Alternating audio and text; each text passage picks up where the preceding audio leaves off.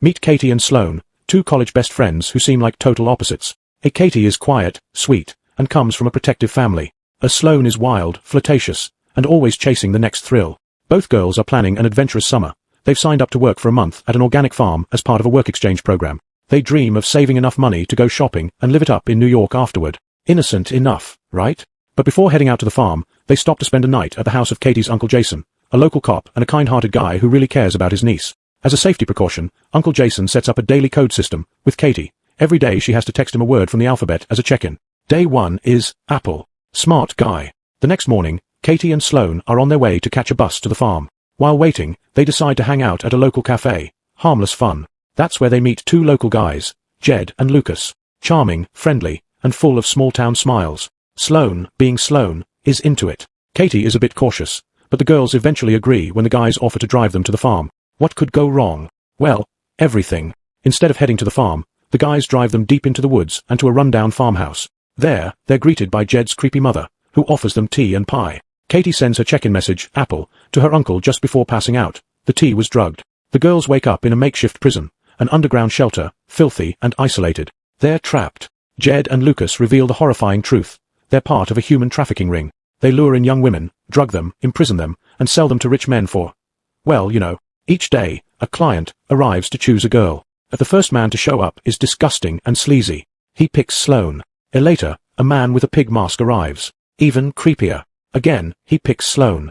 The trauma starts to take its toll. Sloane, previously the bold one, becomes shaken and nearly mute. Katie becomes the strong one, clinging to survival and desperately thinking of escape. Meanwhile, Uncle Jason starts to get suspicious when Katie sends the same code word twice. His police instincts kick in. Jason reports the girls missing and asks the local sheriff for help. Bad move. The sheriff is actually in on it. Yup, the local law enforcement is part of the same trafficking ring. He warns Boris, the ringleader, that Jason is snooping around. Boris tells Jed and Lucas to get rid of the girls, permanently.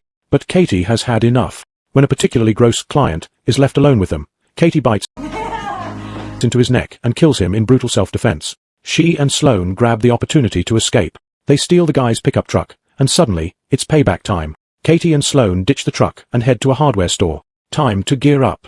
They buy nails, weapons, and materials, not just to survive, but to hunt. They track down Boris, the boss. When he arrives home, he's greeted by a rain of tennis balls filled with nails, a trap the girls made. Katie and Sloane confront him, demanding to know who the pig-masked man is. He won't talk, so they kill him. Now they want revenge on everyone involved, and they're just getting started.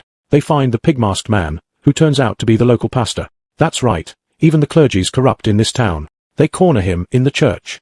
He begs, tries to reason with them. Doesn't work.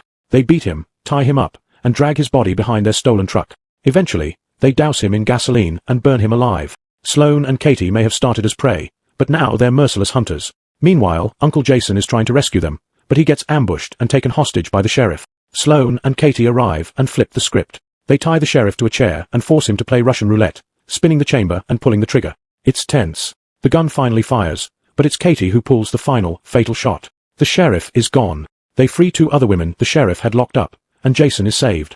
The women don't even say who saved them. They just smile. There's one last job. Katie and Sloane head back to the farmhouse, where Jed's mother lives. They drug her, just like she did to them, and tie her up in the basement, where Jed is also being held. Katie brutally beats Jed with a baseball bat until he dies. Then they take his mother to Lucas, the other captor, and give him a choice. Kill your mom, or die. Lucas refuses. Bang. Katie shoots him in the head. Justice delivered. And finally, they kill the mother with a lawnmower. Off-screen, but you get the point. They've ended the whole sick, twisted family operation, every last member of the trafficking ring. Sometime later, Katie and Sloane are picked up by Uncle Jason. They're in good spirits. Relaxed. Almost normal again, as if none of this ever happened. He drives them to the airport. They're finally heading to New York, like they originally planned. But these aren't the same girls who dreamed about shopping and selfies. They've seen evil. They've faced monsters. And they made sure none of them survived.